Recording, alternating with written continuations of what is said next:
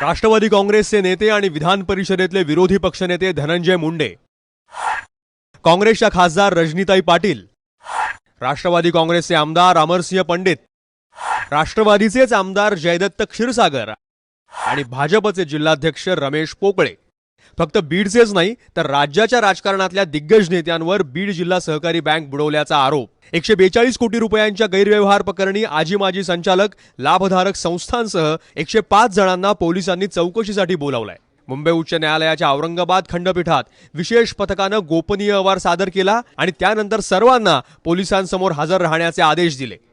फायरमध्ये असलेले आरोपी आणि एसआयटीने तपासामध्ये त्यांना नव्याने जे आरोपी लक्षात आलेले आहेत ते नव्याने केलेले आरोपी यांना आज तपास आता अंतिम टप्प्यात आलेला असल्यामुळे तपासाची पुढची यांचा गुन्ह्यात रोल काय होता, नेमकं कोणाची काय बाजू होती, त्या संदर्भात त्यांचं काय म्हणणं आहे किंवा त्यावेळेची काय त्यांच्याकडे परिस्थिती होती या संदर्भात सर्वांचं स्टेटमेंट घेण्यासाठी आज आपण एसआयटीने इथे आणि अंबाजोगाईला 2 ठिकाणी एसआयटीचं हेडक्वार्टर असल्यामुळे 2 ठिकाणी त्यांना तपासाच्या पुढच्या याच्यासाठी त्यांचे स्टेटमेंट घेण्यासाठी बोलावण्यात आलं।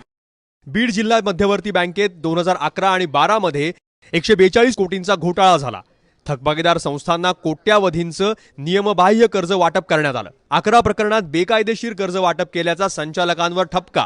घोटाळ्या प्रकरणी विविध पोलीस ठाण्यांमध्ये 131 गुन्हे दाखल। यात विरोधी पक्षनेते धनंजय मुंडे यांच्या जगमित्र नागा सहकारी सूतगिरणी, काँग्रेस खासदार रजनी पाटील यांच्या विखे पाटील सहकारी साखर कारखाना, सुभाष सारडा यांच्या सारडा मेडिकल कॉलेजला बेकायदेशीर कर्ज वाटल्याचा आरोप आहे। यामध्ये 3 गुन्हे एक आहे की एक अंबाजोगाई साखर कारखाना आहे, एक केजचा विखे पाटील कारखाना आहे आणि परळीची जगन्मित्र सूतगिरणी सोसायटी आहे। या 3 गुन्हे आहेत ते तपासावरती आहेत। कोण कोण आरोपी आहेत साधारणपणे की ज्यांचं राजकीय पार्श्वभूमी आहे?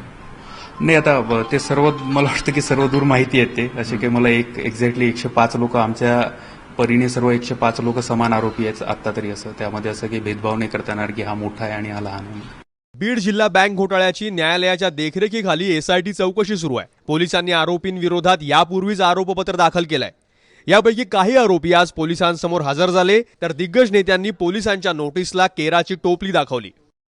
काय नाही, मला त्यांनी नोटीस दिली, मी नोटीस घेऊन ते बोललो होतं, ते नोटीस घेऊन आज 28 तारीख दिली ती 7 तारखेला हजर झालो।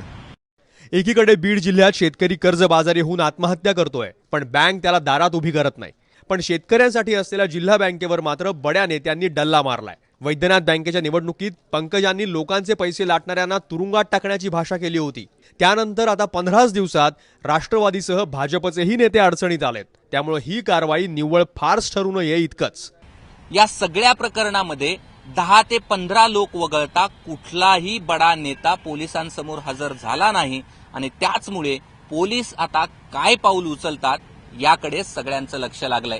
गोविंद शेळकेसह कृष्णा केंडे, एबीपी माझा, बीड।